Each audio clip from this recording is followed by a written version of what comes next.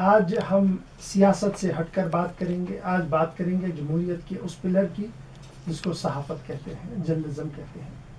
کیونکہ جموں کشمیر ایک conflict zone ہے. کنفلکٹ میں ایک جرنلسٹ کا, ایک صحافی کا بہت بڑا کام رہتا ہے کہ ایک فیئر رپورٹنگ ہو, اور پھر رپورٹنگ کے ساتھ ساتھ جن ایسوسیشنز کے ساتھ وہ وابستہ رہتے ہیں, جن اداروں کے ساتھ وہ وابستہ رہتے ہیں, وہ اسے کیسے ریپروڈیوس کرتے ہیں ان سٹوریز کو, اور کیا چیلنج ہے درپیش اس پوری انڈسٹری کو. اس پر آج ہم کوشش کریں گے اس تھوڑے سے وقت میں ہم گفتگو کریں. اور آج جس ممتاز شخصیت, جس ممتاز صحافی کو ہم نے جموں کشمیر سے چنا ہے, وہ ہے جموں کشمیر پریس ایسوسیشن کے صدر جناب غلام حسن کلو صاحب.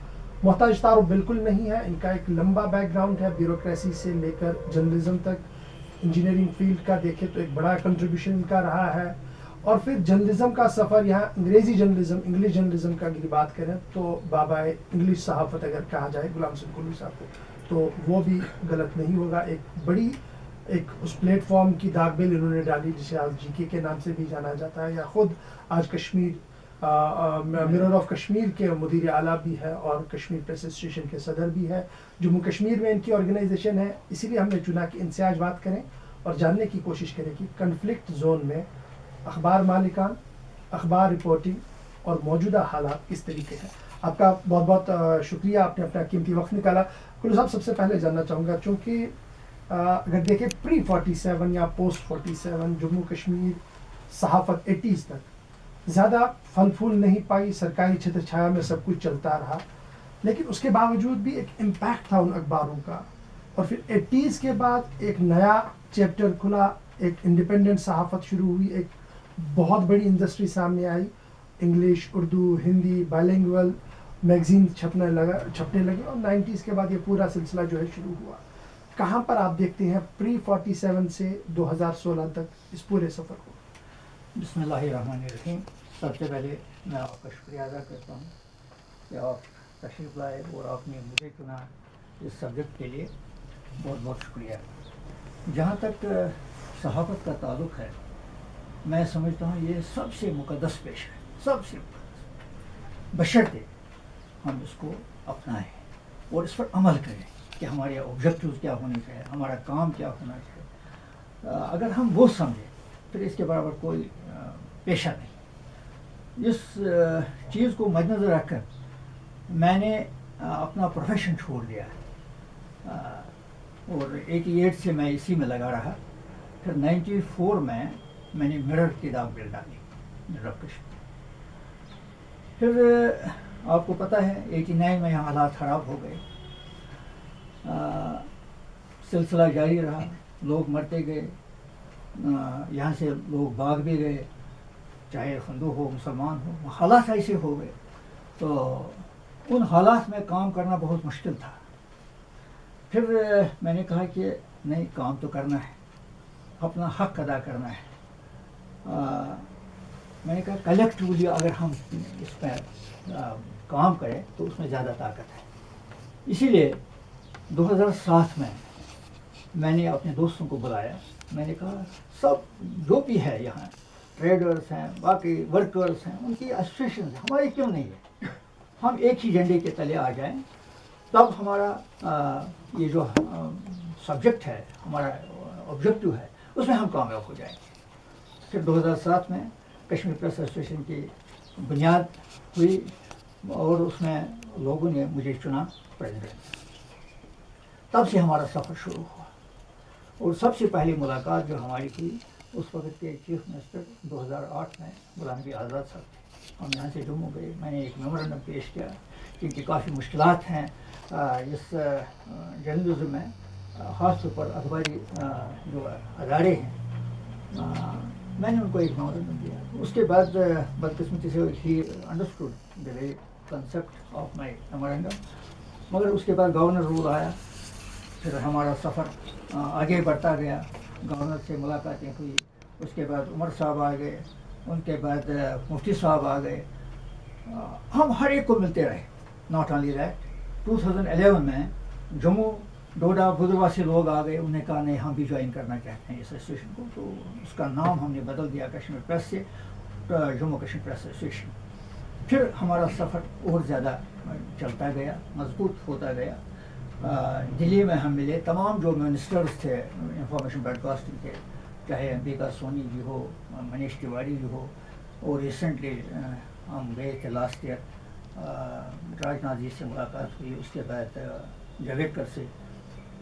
میں یہی بولتا گیا ہر ایک لیول پر کہ ہماری مشکلات کیا ہیں، کیونکہ یہ جو جہاں تک کشمیر کا تعلق ہے، یہاں انڈسٹریلائزیشن نے اپنے روٹس نہیں جمائے، تو لہٰذا جو نیوز پیپر انڈسٹری ہے اس کا سارا دارمدار ہے ایڈس پر، ایڈورٹیزمنٹس پر، چاہے سینٹرل ایڈورٹیزمنٹس ہو چاہے اسٹیٹ ایڈورٹیزمنٹس ہو. میں نے ان کو سمجھایا، اور میں اس بارے میں آزاد صاحب کا شکریہ ادا کرتا ہوں کہ انہوں نے ایک بڑی لمبی چٹھی لکھی منیش تیواری کو، جو اس وقت تھے انفارمیشن براڈ کاسٹنگ منسٹر. انہوں نے اس میں بالکل کلیئر کر دیا کہ جہاں تک جموں کشمیر پریس کا تعلق ہے، انڈسٹری کا تعلق ہے، ان کو سینٹرل اور اسٹیٹ گورنمنٹ کی سپورٹ کی ضرورت ہے. بالکل سر، اس پر میں ضرور بات کروں گا، کیونکہ انڈسٹری اسے مانے نہ مانے، کیا کارپوریشن کے دائرے میں سے لائے نہ لائے، کہاں پر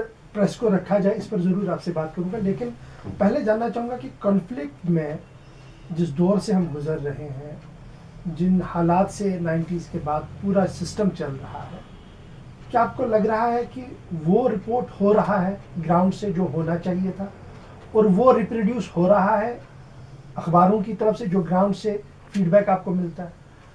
لیکن اگر میں نے یہی آپ سے عرض کیا کہ ہم جہاں تک ایک جرنلسٹ کا تعلق ہے، she must be totally impartial and objective in reporting. ایسے بہت سے حالات پوش پورا باقی جو واقعات یہاں ہوئے، رپورٹنگ ہو گئی مگر فالو اپ نہیں ہوا. ہاں پی آئی ایلز ہو گئے، باقی چیزیں ہو گئی، کورٹ نے بھی انٹروین کیا معاملات میں، مگر جہاں تک ہونا چاہے وہاں تک نہیں ہوا. ان کی بدقسمتی یہ ہے کہ ایک جرنلسٹ کو بولڈ ہونا چاہیے. He has not to care for his life. Then and then only he will be successful and really successful in his profession. میں آپ کو یہ تو ہوا سینیریو، جو انسیکیورٹی سینیریو کی بات ہم نے کی. اس کے علاوہ یہاں بہت سے مسائل ہیں جموں کشمیر میں. سب سے بڑا مسئلہ جو ہے وہ ہے پاور کا. اللہ نے ہمیں اتنی یہ واٹر پوٹینشیل دیا ہے، ہائیڈل پوٹینشیل دیا ہے کہ اگر ہم اس کو ریئلی ہارنس کریں، not only J and K will be exporting power to other states of India. We have been writing on it, but what has happened yesterday for the last so many months I have been writing on power sector. In fact, I explained it to Governor also on 16 February when we had a meeting in New Secretariat. ہم کیوں تڑپ رہے ہیں جموں والے سمر میں، کشمیر والے winter میں؟ کیونکہ ہم نے وہ ہارنس نہیں کیا جو ہمارے اللہ نے ہمیں دیا تھا. دریا دیے تھے،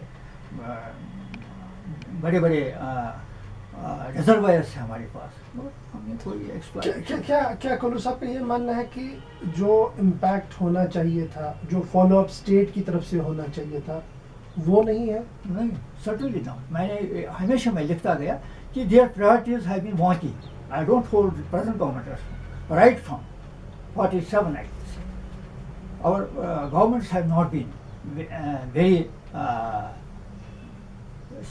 مطلب serious about this problem which is very serious for this state. اگر ہمیں پاور جنریٹ ہو جائے، پاور جنریشن کا مسئلہ بھی نہیں ہے. اوور آل رپورٹنگ کی اگر ہم بات کریں تو یعنی آپ کا کہنا ہے کہ جس طریقے سے یونین میں، ادر اسٹیٹس میں پرنٹ کچھ ہو کر آتا ہے، الیکٹرانک پر کوئی بات سامنے آتی ہے تو گورنمنٹ ریسپونڈ کرتی ہے، گورنمنٹ اس کو کیئر کرتی ہے اور کہیں نہ کہیں اس کی امپلیمنٹیشن یا اس کا ریئیکشن ہوتا ہے. جموں کشمیر میں ایسا نہیں ہے. میں ایک مثال دیتا ہوں آپ کو. For long 6-7 years I kept on writing mass conversion of paddy land in Kashmir. لہلاتے کھیت تھے، کہاں ہیں آپ؟ غائب ہو گئے. جب میں تھک گیا میں نے جوڈیشری میں پی ایل کیا. 2.5 سال ہم نے لڑا. میاں قیوم صاحب میرے وکیل تھے اور ڈویژن بینچ سے ایک ججمنٹ آ گئی. وہ گورنمنٹ کو سرو ہوئی. No implementation. आज भी आप देख रहे हैं paddy fields are converted into commercial and residential apartments. Why? So government is not so serious. मैं एक ताज़ा मिसाल आपको देता हूँ. लास्ट ईयर हमारा इतना बड़ा फ्लड आया है, मुझे दिल्ली लिया गया प्रेस काउंसिल ऑफ इंडिया में. वहाँ एक सेमिनार था मीडिया सेंटर में जिसमें प्रेजाइड कर रहे थे जेठमलानी साहब, मजीद मेमन साहब थे पार्लियामेंट मेंबर, विनोद मेहता थे outlook editor and justice corner. I was the main speaker. मैंने फ्लड की हिस्ट्री उनको बताई. Right from time immemorial, flood is not a new phenomenon for Kashmir. We have been witnessing floods right from times immemorial. Lawrence ने भी अपनी किताब में लिखा है ये फ्लड तो कुछ नहीं था जो लास्ट ईयर आया. इससे भयानक फ्लड आ चुका है. हाँ बिल्कुल बिल्कुल, वो सारी वादी डूब गई. बिल्कुल. मगर हमें सीरियस नहीं. हाँ, अगर यहाँ किसी ने कुछ इस पर सोचा, वो मैं समझता हूँ, आई गिव क्रेडिट टू गुलाम सादिक. उसी के वक्त वो ड्राइविंग स्टार्ट हो गई आउटफॉल चैनल पर. क्योंकि फ्लड में आपको मैं एक टेक्निकल पॉइंट बताता हूँ. फ्लड में आपको ऊपर से काम नहीं करना, आपको टेल से काम करना. Tell they understood the subject. उसने बड़ा ज़बरदस्त इंजीनियर लाया पंजाब से, chief engineer. He was supervising that work. Dredgers लाए, बड़ा इन्वेस्टमेंट उसमें हो गया. उसके बाद वो काम अधूरा रहा.